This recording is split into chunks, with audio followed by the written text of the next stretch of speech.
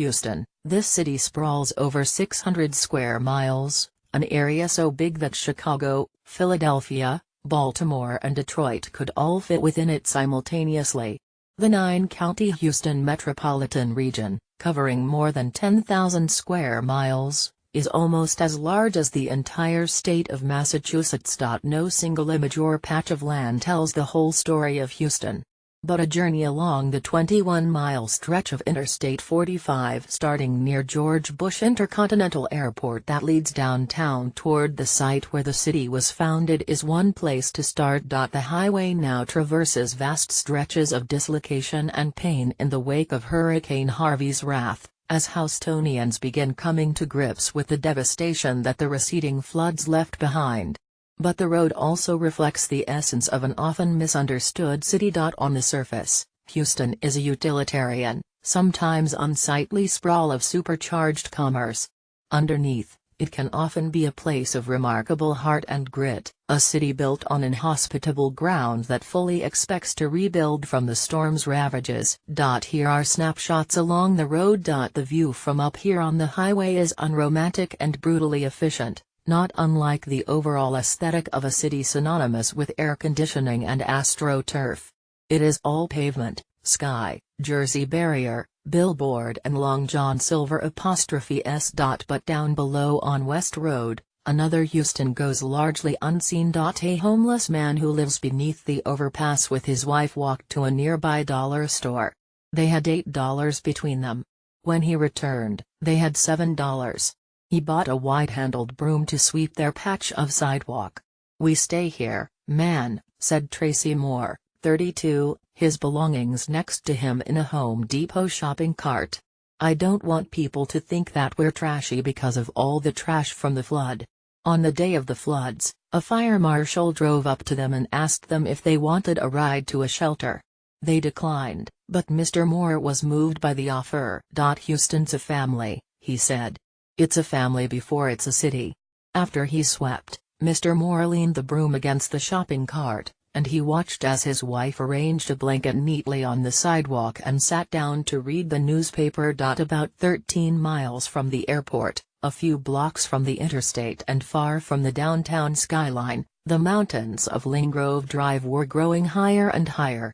People pulled out the flood-ravaged contents of their homes and piled them at the curb in mounds rising roughly 6 feet high in some cases: refrigerators, carpets, wallboard, sofas, cabinets, drawers, luggage, picture frames.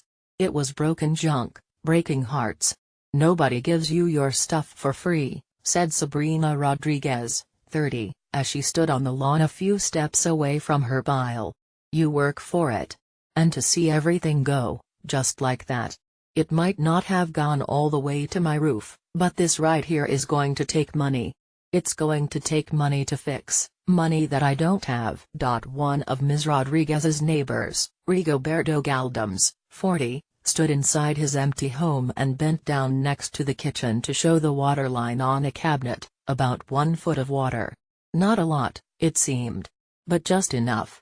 "Everything's ruined," said Mr. Galdems, who did not have flood insurance. "The way I see it, it's like material stuff. You can get it back. Lives, you cannot get them back." Before the flood, the largely Latino families on this block of Lingrove Drive were friendly, but not close. It was a blue-collar place where working and sleeping and raising a family were more valued than socializing. Mr. Galdems makes $16 an hour working in construction. Ms. Rodriguez's husband is a welder. After the flood, the block is closer. Harvey, of all terrible things, brought this block together. As the waters rose, Ms. Rodriguez and her husband evacuated their 4 children on a small motorboat. Her husband had tried to drive through the water in his pickup truck, seeking a safe escape route for his family, but the truck died and water rushed in. "We lived here for, 11 years, Ms. Rodriguez said. "My neighbors over there, I actually knew them just by saying hi. I never knew his name. He's actually the one who helped my husband pull out the truck." Michael Snow stood on the front steps of his 2-story home near the bayou's banks in the Woodland Heights neighborhood. The floodwaters went over the roofline. His house still stands, but Harvey effectively gutted it. "There were snakes in the house when we came back," said Mr. Snow, 45, pastor of Diverse City Church. "Everything's like a washing machine or a whirlpool, everything is everywhere. The flooring came apart. The refrigerator was knocked over. All the appliances were out of place, and 12 feet away from where they're supposed to be. We tried to do inventory of what we have left, and that's when we found out that we have nothing. I mean, everything's gone." Amid the detritus of the house where his